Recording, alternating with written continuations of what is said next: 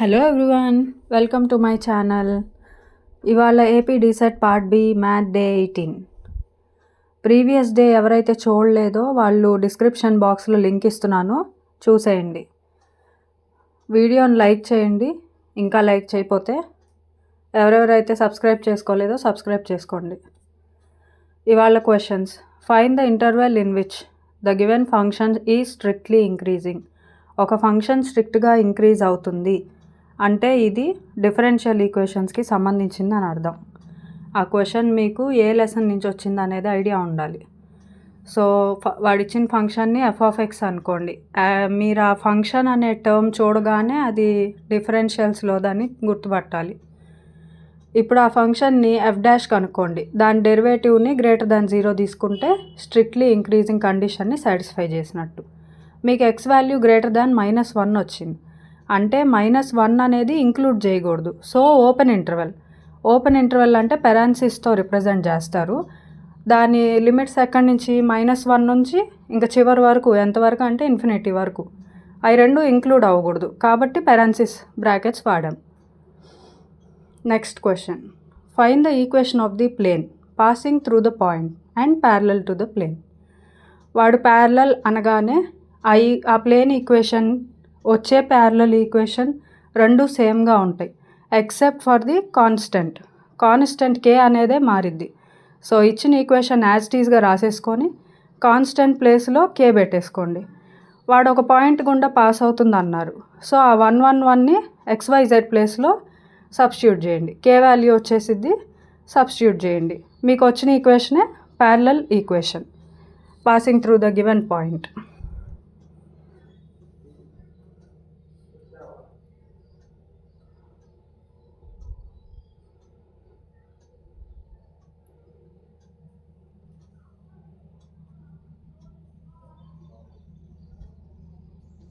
Next ఇంకో question చూద్దాము. Find the angle between lines whose direction ratios are. DRs ఇచ్చాడు. పోయిన క్లాస్లో 2025 క్వశ్చన్ పేపర్లో డీసీస్ మీద సమ్ చెప్పాను. డీసీస్ డిఆర్స్ వచ్చినాయి అంటే కొసైన్ ఆఫ్ ది యాంగిల్ వాడతాము. కాస్ థీటా ఫార్ములా 2025 పేపర్ దాంట్లో కూడా చెప్పాను. దాని ఫార్ములా ఏంటి? a1a2 + b1b2 + c1c2 /√(a12 + b12 + c12 × √(a22 + b22 + c22). కానీ ఇంత పెద్ద ఈక్వేషన్ చేసే ముందు న్యూమరేటర్ డినామినేటర్గా డివైడ్ చేసుకోండి. న్యూమరేటర్లో ముందు వాల్యూస్ సబ్స్టిట్యూట్ చేసేసేయండి. చేస్తే న్యూమరేటర్ 0 అయిందనుకోండి, మళ్ళీ డినామినేటర్ చెక్ చేసే పని లేదు.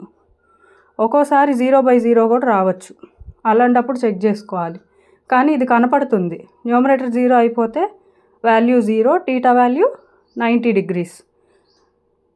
మీకు సైన్ అను కాస్ యాంగిల్స్ టేబుల్స్ ఇచ్చాను. 90 degrees అప్పుడు కాస్ 0 అయింది. ఒక చిన్న కాన్సెప్ట్ చెప్తాను వినండి. Amplitude of complex number. ఒక కాంప్లెక్స్ నెంబర్ ఇచ్చి దాని యొక్క యాంప్లిట్యూడ్ కనుక్కోమంటున్నాడు మిమ్మల్ని. దాన్నే ఆర్గ్యుమెంట్ ఆఫ్ టీటా అని కూడా అంటారు. అయితే దానికి ఫార్ములా ఎలా ఉంటుందో చూడండి. సపోజ్ z = x + iy అనేది ఒక కాంప్లెక్స్ నెంబర్ ఇచ్చాడు. దాని యొక్క యాంప్లిట్యూడ్ని కనుక్కోమంటున్నాడు. అప్పుడు ఫార్ములా ఏమైంది?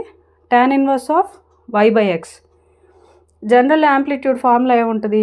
మ్యాక్సిమం మైనస్ మినిమం /2 ఉంటుంది.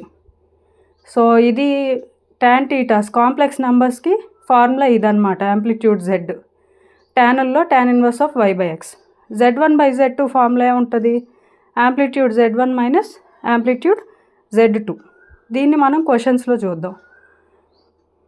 ఏదైనా కాన్సెప్ట్స్ అర్థం కాకపోతే ముందు దాన్ని ఎక్స్ప్లెయిన్ చేసి తర్వాత సమ్ చెప్తాను నేను మీకు. Don't worry about that. 81st some. వాడు యాంప్లిట్యూడ్ ఇచ్చాడు. న్యూమరేటర్ని z1 అనుకోండి, డినామినేటర్ని z2 అనుకోండి. విడివిడిగా కనుక్కోండి ఫార్ములా వేసి. ఇక్కడ y అంటే ఏంటి? √3. x అంటే 1. ఫస్ట్ సబ్స్టిట్యూట్ చేసినప్పుడు 60 degrees వస్తుంది. సెకండ్ది యాంప్లిట్యూడ్ ఆఫ్ √3 + i, అది క్యాపిటల్ I. సో y అంటే ఏంటి? అక్కడ i ముందేముంది? 1 ఉంది. So 1/√3. So 60 - 30 degrees is 30 degrees. ఎవరెవరైతే సబ్స్క్రైబ్ చేసుకోలేదో సబ్స్క్రైబ్ చేసుకోండి. Support my channel. Thank you for watching.